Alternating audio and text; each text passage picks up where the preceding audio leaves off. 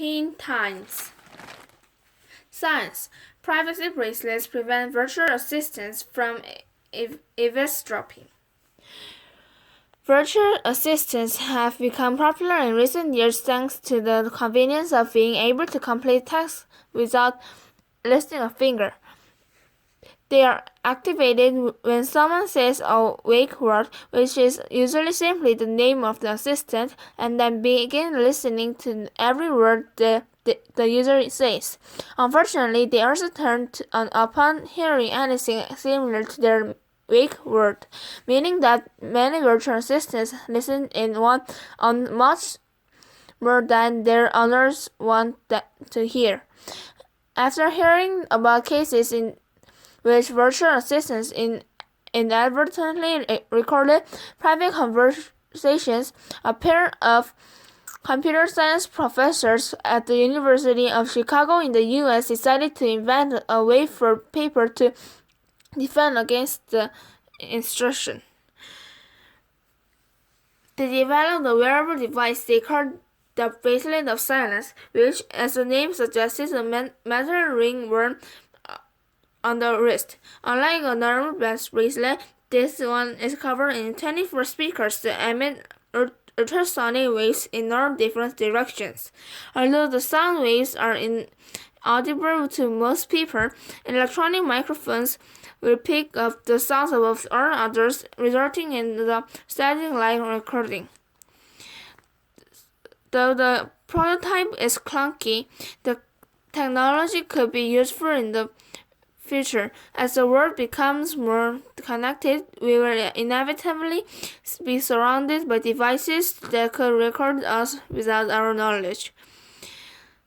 For people comfortable with that reality, the best defense is a good offense, and devices like the Bracelet of Silence could one day be the only way to truly have a private conversation.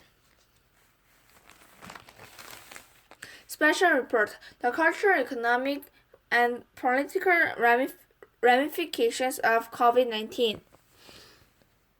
Most news coverage of the coronavirus focuses on the health effects and risks faced by individual people.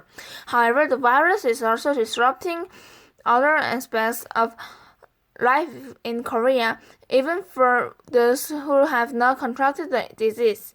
Globally, something much bigger is taking place, which may be fundamentally changing the political and social structures of the world.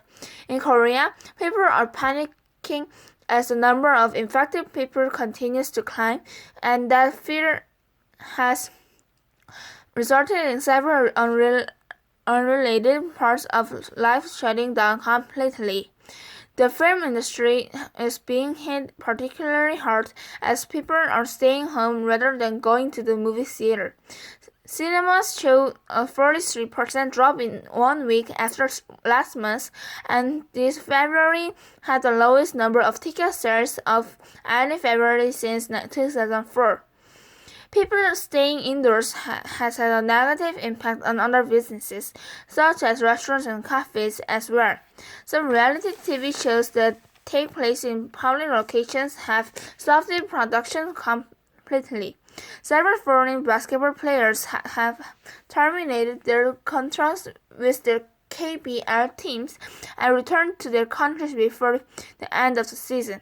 Schools have been closed as the start of the semester was pushed back at least 2 weeks.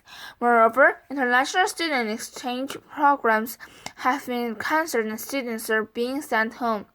Around the world, the economies of many countries were already beginning to struggle at the end of last year. The disruptions caused by the coronavirus have made them sink even further. The drop in travel has negatively affected tourism, and quarantines and work closures have brought the global supply chain to a halt. Stock markets move based on beliefs, and if most people believe that something bad is coming, they will sell their stocks, and the stock market will crash. That is exactly what seems to be starting in the U.S. even before the coronavirus began to spread, because investors have begun to expect problems with supply and trade. Big companies can weather the storm. However, many smaller businesses will likely have to close, potentially paving the way for giant corporations to monopolize certain industry. In the West, nationalism and xenophobia had already been growing in popularity. The spread of a virus that originated in another country will only amplify the trend.